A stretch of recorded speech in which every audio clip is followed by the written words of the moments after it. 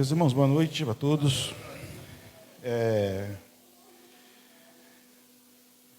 Eu estava sentadinho no banco ali, e quando o irmão Alcelino cantou esse hino, me deu uma nostalgia muito grande, porque eu tinha por volta de 21 anos de idade, mais ou menos, e eu trabalhava já com caminhão, com a minha perna toda arrebentada, começando a voltar a andar, mas fui trabalhar com caminhão, e num sol, num verão, o caminhão quebrou, lá em Anchieta, calor de Anchieta, 901, nada fazia o caminhão funcionar. Mas nada fazia o caminhão funcionar, um calor terrível. E tinha um vendedor vendendo uma fita, dessas fitas piratas que tinha antigamente, tinha as banquinhas de fita, e estava tocando essa música, Quer Vitória, e o testemunho dele. E aquilo foi o dia todo, aquilo começou a me irritar, que era o dia inteiro aquela música alta, e eu só ouvia essa música e o testemunho, tocava mais, mas eu só ouvia isso.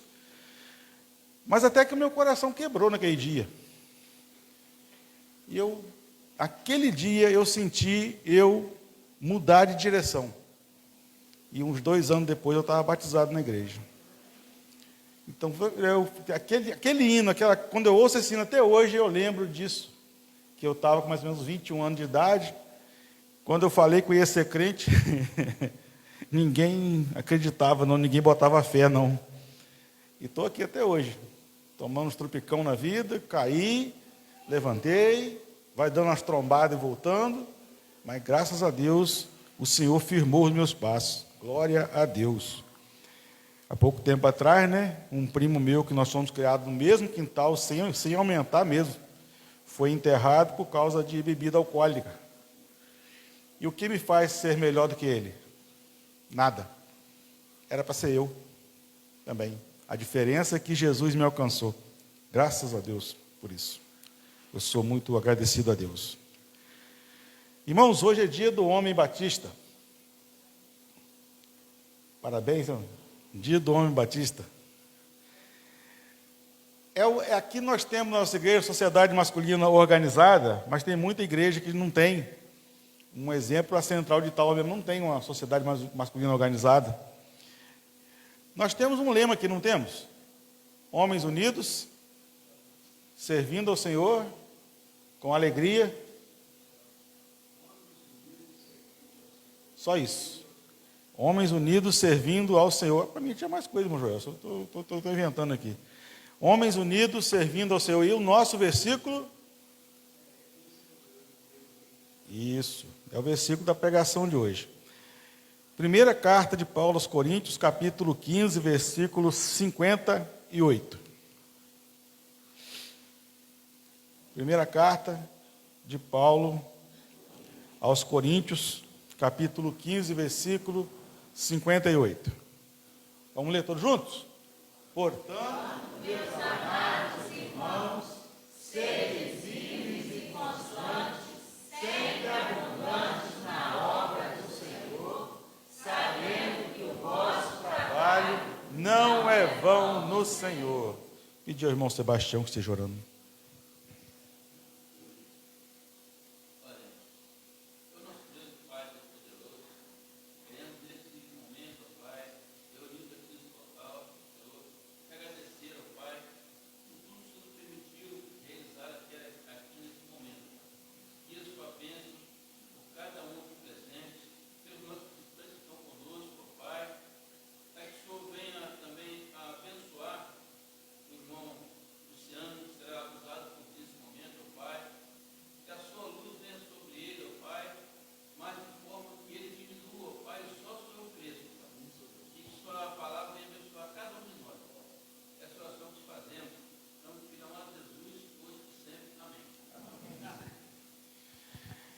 Irmãos, a primeira carta de Paulo aos Coríntios, ela é uma carta que foi a uma igreja, obrigado, que talvez seja a igreja mais imatura do Novo Testamento.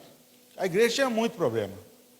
A igreja onde Paulo demorou bastante tempo chamando a atenção da igreja para fatos e assuntos, que para nós hoje a gente fica pensando assim, mas como assim? Mas a igreja estava começando, ainda não tinha uma doutrina formada, ainda não tinha nem a Bíblia inteira formada, eles tinham que aprender o beabá mesmo, os coríntios aprendiam de fato o beabá mesmo. Tanto que nessa primeira carta, Paulo recomenda até mesmo a exclusão de um homem lá, que estava tendo um relacionamento com a sua madrasta. É uma carta que Paulo valoriza e ensina sobre os dons. A igreja estava ficando meio bagunçada, e ele ensina sobre os dons. Mas no final dessa carta, aqui no capítulo 15, o capítulo 15 todo, até esse versículo anterior, até o versículo 55, Paulo ensina sobre a ressurreição. É um capítulo com uma teologia profunda, onde Paulo explica a ressurreição através de Cristo.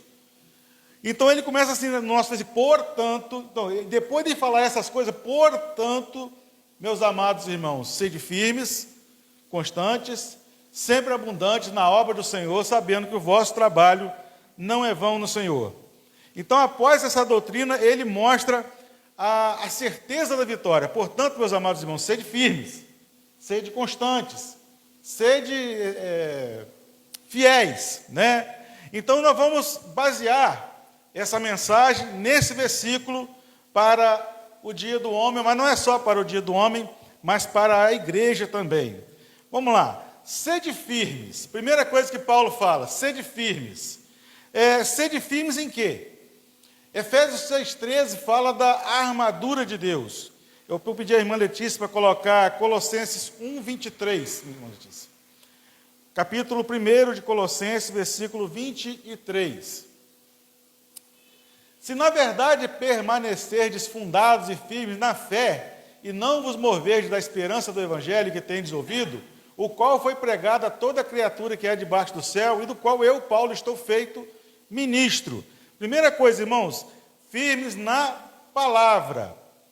Um homem de Deus, um homem batista, ele tem que ser firme na palavra. Nós estudamos na classe que há uma pobreza muito grande hoje de pregadores e professores que estão ensinando a palavra como ela é. Muita coisa tem entrado na igreja por costumes e por práticas, até mesmo por ideologias políticas, às vezes entre situações e costumes na igreja que não estão de acordo com a palavra.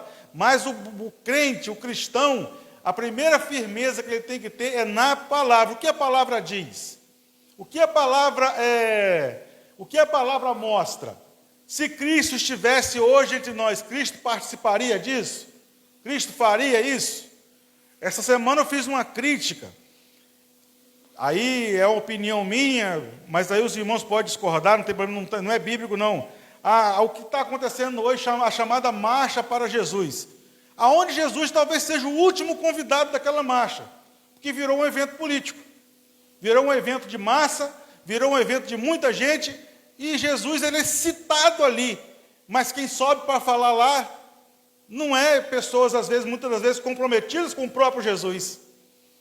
Não ensina a palavra, não é pregada a palavra, é ensinada a ideologia, é pregado contra juiz, é pregado contra político, é pregado contra várias coisas, mas Jesus, às vezes, ele é obliterado da marcha que ele tem o nome dele. E eu fiz a pergunta esses dias, será que se Jesus estivesse hoje entre nós, ele participaria dessa marcha? Onde até tem pessoas fantasiadas com roupa de carnaval no meio dessa marcha, será que Jesus participaria disso? Então, fiéis na palavra. O que a palavra diz? Multidão, será que multidão é uma resposta divina, uma resposta certeira de Deus? Porque quando Jesus foi crucificado, uma multidão pediu quem? Barrabás. Então, nem sempre a multidão é a voz de Deus, nem sempre a voz do povo é a voz de Deus, às vezes não é. Então, a gente tem que ter o nosso cuidado de estar firmado na palavra. Porque está todo mundo falando que isso é certo, mas vê se na palavra diz que é certo. Está todo mundo fazendo, está todo mundo indo, está todo mundo copiando. As igrejas estão crescendo porque estão falando algo diferente da palavra. Se está diferente da palavra, então é melhor ficar pequeno mesmo, melhor ficar menor. é melhor não crescer tanto. Porque às vezes é só fermento puro. E fermento puro faz mal. Outra coisa, irmão, firmado no Evangelho. Paulo aos Gálatas, ele escreve que se outro chegar pregando um outro evangelho, ou mesmo algum deles, ou até mesmo um anjo, que pregar um evangelho diferente do que nós temos pregado, seja anátema, seja maldição. Então, firmados no evangelho. O que é o evangelho, irmãos? É o nascimento, a vida, a morte e a ressurreição de Jesus. Essa história é real, ela é real. Então, o que Jesus ensinou no seu evangelho é o que nós, como crentes, temos que estar firmados, ser firmes no evangelho. E também ser firmes diante das pressões. Isso hoje em dia, ser crente hoje, eu acho que está muito mais difícil que ser crente no passado.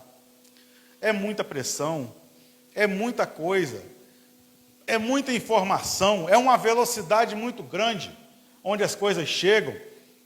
E muitas das vezes, nós apertamos no celular ali, concordamos ou não, muito rápido, é muita ansiedade, é uma coisa muito, muito rápida que acontece com as informações de hoje, a gente às vezes faz as coisas sem checar.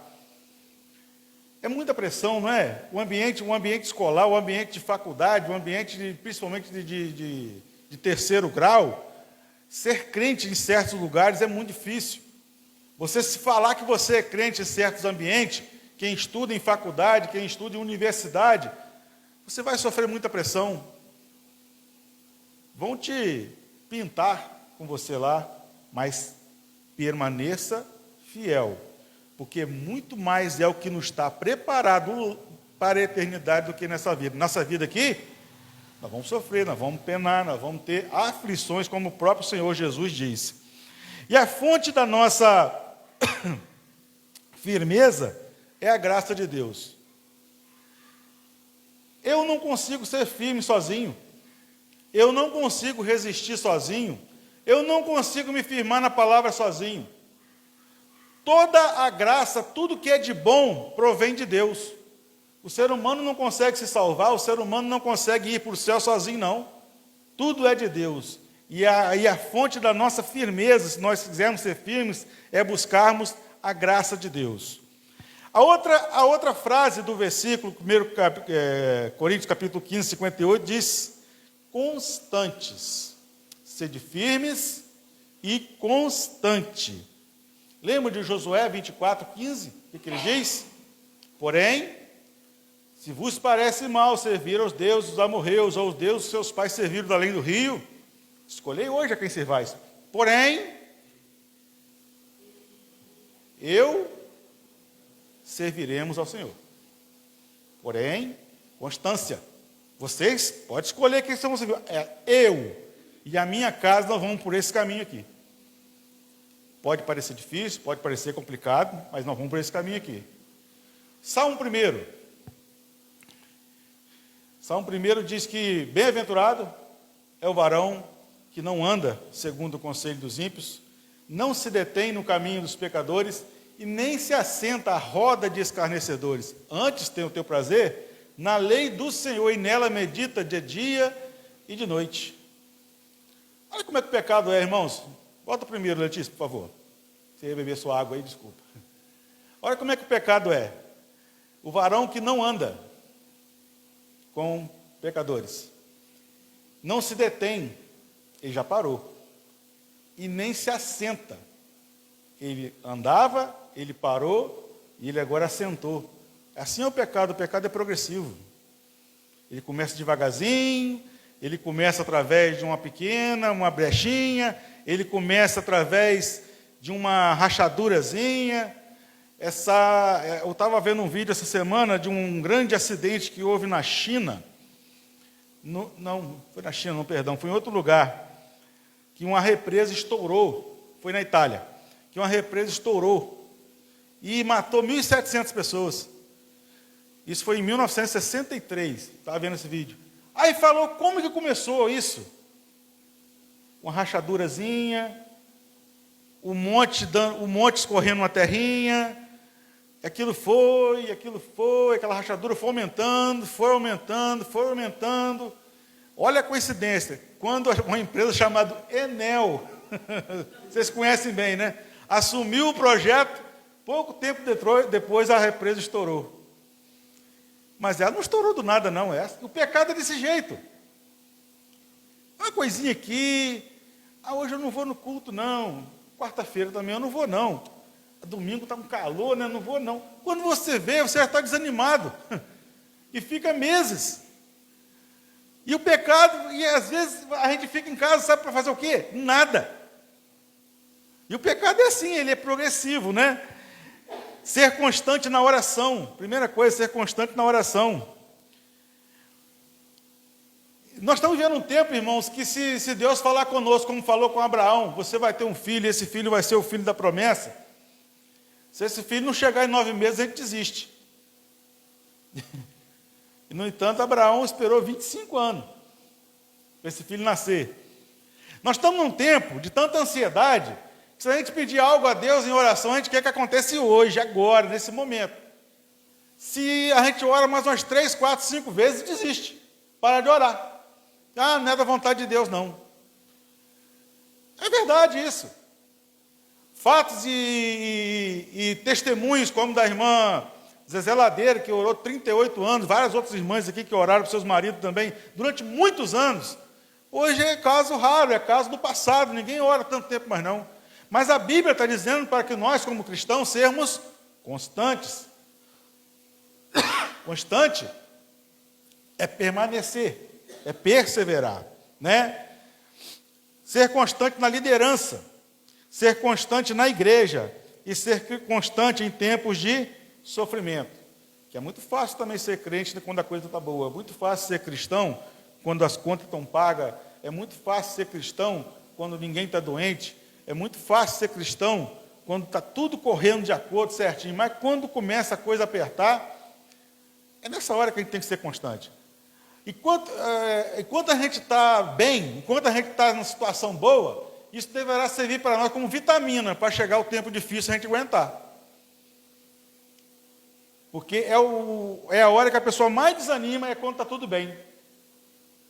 É quando está tudo bem. Quando está tudo bem, a pessoa mais desanima. Quantos de nós, irmãos, talvez todos aqui, a fé não aumenta quando a coisa aperta? Quando a situação difícil vem, quando a doença vem, quando um parente precisa de oração porque está precisando ali, vai passar por uma cirurgia, vai passar por uma situação difícil, a nossa fé vai lá em cima, a gente busca a Deus com muita vontade, mas às vezes no tempo da calmaria a gente esquece. Né? Ser constante. E a fonte da nossa constância não está em nós também não. A fonte da nossa constância é a fé. E existe alguém que é o autor e consumador da nossa fé. A nossa fé não nasce em nós, é de Cristo, é de Deus. É Ele que nos dá a fé. Outro ponto também do versículo diz que nós temos que ser abundantes na obra do Senhor. Ser abundante na obra do Senhor. Vou pedir à irmã Letícia, Efésios 2, capítulo 10. Efésios capítulo 2, versículo 10. Porque somos feitura sua, criados em Cristo Jesus para as boas obras, as quais Deus preparou para que andássemos nela. E Mateus 28, Letícia. Mateus capítulo 28, versículo 19 e 20. Olha que texto maravilhoso. Portanto, ide, e ensinai todas as nações, batizando-as em nome do Pai, do Filho e do Espírito Santo. Não, 20 agora, isso mesmo. Ensinando-os a guardar todas as coisas que vos tenho mandado, e eis que estou convosco todos os dias, até a consumação dos séculos. Abundante na obra do Senhor. Trabalhar até o último dia. Cristão não aposenta. Incrível que pareça. Cristão não tem aposentadoria para cristão, não. Nós fomos chamados por Deus para trabalhar. Jesus nos chamou para trabalhar, e cada um trabalha de um jeito, cada um tem um dom, cada um tem um sistema, cada um tem um jeito de trabalhar na obra do Senhor. Uns cantam, outros pregam, outros oram, outros limpam, outros ajudam na portaria, outros na cozinha, outros no som, e Deus levanta todo mundo para fazer alguma coisa na casa de Deus. E sabe quando a gente vai parar? Nunca. Nunca. Mas nunca mesmo. Quando a gente morre, a gente não vai deitar numa rede na eternidade, não, nós vamos trabalhar lá.